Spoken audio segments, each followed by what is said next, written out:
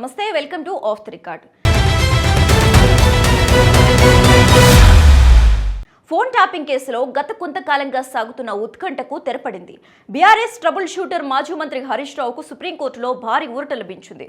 Justice delayed is justice denied అంటారు, కానీ ఇక్కడ హరీష్ రావు విషయంలో మాత్రం ట్రూత్ ఆల్వేస్ టీమ్స్ అన్నట్లుగా తీర్పు వెలువడింది. పంజాగుట్ట పోలీస్ స్టేషన్ నుంచి సుప్రీంకోర్టు వరకు సాగిన ఈ లీడర్ బ్యాటిల్లో అసలే జరిగింది. ప్రభుత్వం వేసిన పిటిషన్ను సుప్రీంకోర్టు ఎందుకు కొట్టివేసింది? Let's watch.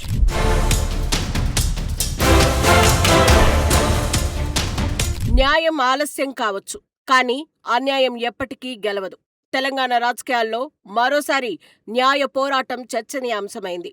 గత కొంతకాలంగా మాజీ మంత్రి హరీష్ రావును చుట్టుముట్టిన వివాదాలకు సుప్రీంకోర్టు తీర్పుతో ఫుల్ స్టాప్ పడింది. తెలంగాణ రాజకీయాల్లో సంచలనం సృష్టించిన ఫోన్ ట్యాపింగ్ కేసులో హరీష్ రావు పేరు తెరపైకి రావడం హాట్ టాపిక్ గా మారింది. చక్రధర్ గౌడ్ ఇచ్చిన ఫిర్యాదు మేరకు పంజాగుట్ట పోలీసులు హరీష్ రావుపై కేసు నమోదు చేశారు. అయితే తనపై నమోదైన ఎఫ్ఐఆర్ అక్రమమని, ఇందులో ఎలాంటి వాస్తవం లేదని హరీష్ రావు తెలంగాణ హైకోర్టును ఆశ్రయించారు. వాదోపవాదాలు విన్న హైకోర్టు ప్రాథమిక ఆధారాలు లేవని పేర్కొంటూ ఆ ఎఫ్ఐఆర్ను క్వాష్ చేసింది.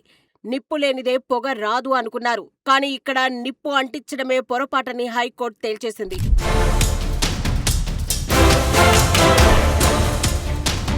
హైకోర్టు తీర్పును సవాల్ చేస్తూ తెలంగాణ ప్రభుత్వం వెనక్కి తగ్గలేదు.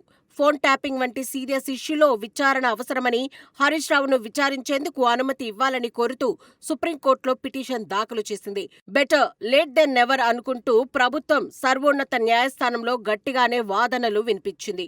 విచారణకు అనుమతిస్తేనే మరిన్ని నిజాలు బయటకు వస్తాయని ప్రభుత్వం తన పిటిషన్లో పేర్కొంది.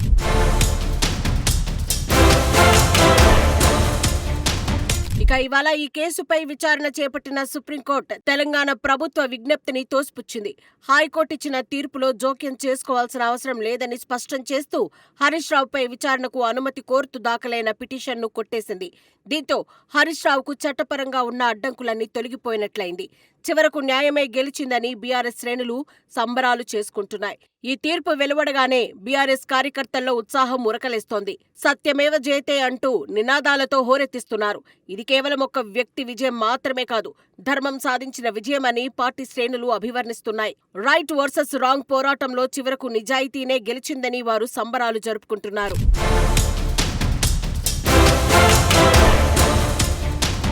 హైకోర్టు ఇచ్చిన తీర్పులో జోక్యం చేసుకోవాల్సిన అవసరం లేదని సుప్రీంకోర్టు స్పష్టం చేయడం హరీష్ రావుకు అతిపెద్ద విజయంగా నిలిచింది. తెలంగాణ ప్రభుత్వం దాఖలు చేసిన పిటిషన్ను కోర్టు కొట్టివేయడం రాజకీయ వర్గాల్లో హాట్ టాపిక్ గా మారింది. ఈ తీర్పుతో హరీష్ రావుపై ఉన్న చట్టపరమైన విచారణల భయం తొలగిపోయింది. ఆయన రాజకీయంగా మరింత దూకుడుగా వెళ్లే అవకాశం ఉంది. పార్టీ కీలక నాయకుడికి ఊరట లభించడంతో రాష్ట్ర వ్యాప్తంగా బీఆర్ఎస్ కేడర్ సంబరాల్లో మునిగిపోయింది. రాజకీయ కక్షలతో వేసే కేసులు కోర్టులో నిలబడవని, నిజాయితీగా ఉంటే న్యాయం వెన్నంటే ఉంటుందని ఈ తీర్పు చాటి చెప్పింది. గత కొంతకాలంగా ఈ కేసు చుట్టూ తిరుగుతున్న రాజకీయ విమర్శలకు సుప్రీం తీర్పుతో ఫుల్ స్టాప్ పడినట్లయింది.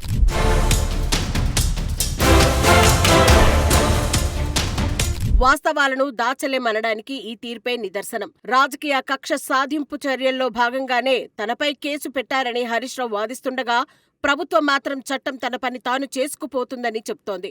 ఏది ఏమైనా సుప్రీంకోర్టు తీర్పుతో హరీష్ రావుకు ఈ కేసులో క్లీన్ చిట్ లభించినట్లయింది. మరోవైపు రాజకీయ విశ్లేషకులు కూడా ఈ తీర్పును కీలకంగా చూస్తున్నారు.